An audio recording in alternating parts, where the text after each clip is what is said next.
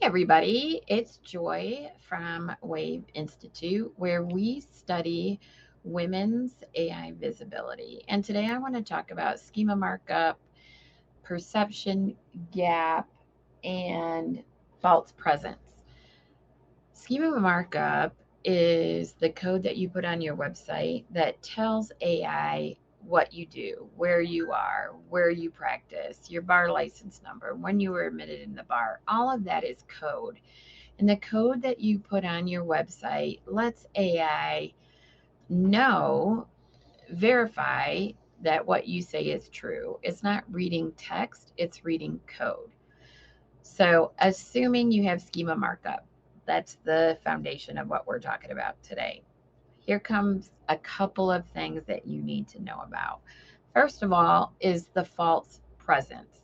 We found that in the Texas study. False presence means yes, you have schema markup on your website, but it is not the correct schema markup.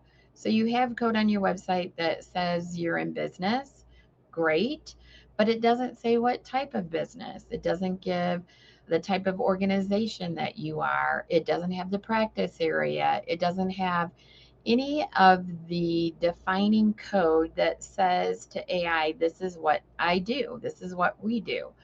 And we call that false presence. Texas was the poster child for that finding.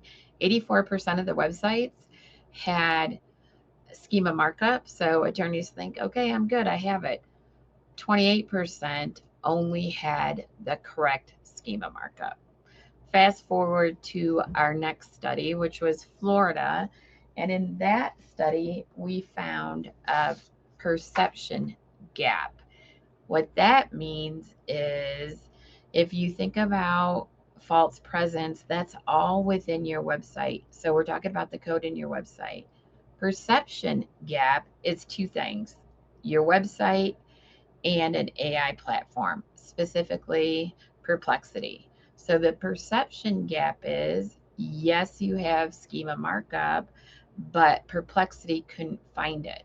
So in the perception gap, it was 53.9%, almost 54%.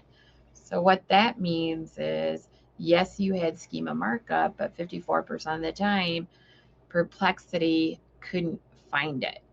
That is a secondary issue or another issue where your schema markup is concerned. Tim runs the site bulb audits for us, so he could find the schema, but when AI went to search for it, it couldn't find it. That again is a problem because then that means AI can't find it, so it can't verify what you say you do is what you actually do. So, what does that mean? That means Perplexity goes out to find other sources to verify what you do. And those sources you don't control. So, if you think about what that means is other sources of information you have no control over. You have no control over what they say. You have no control over when they're updated. And you don't want to put your entity, you as a professional, in the hands of other sources that you don't have any control over. So we talk about schema markup as the foundation. Now, here's the coming out of the situation. You have a false presence that doesn't identify you as what you do and who you are, and you have a situation where AI can't recognize your schema.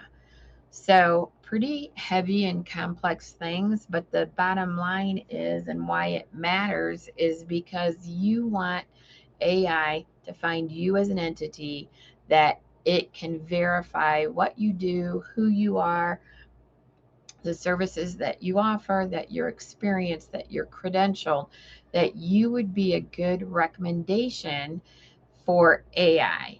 So you want to convince AI that you're qualified and that AI should be recommending you. Having your schema markup on your website is step one. Having it correct is step 2, having it be comprehensive, having it provide all the details about you professionally. And number 3, having perplexity, recognize it. Those are the things that we do at the Women's AI Visibility Institute. We study it and then we fix it. So if you would want more information, please go to our website. We offer CLE courses, we have ebooks, we offer webinars. Check us out. If you want to reach out, my name is Joy. My email is joy@wavinstitute.com. I'm happy to talk about it, and I will see you next time.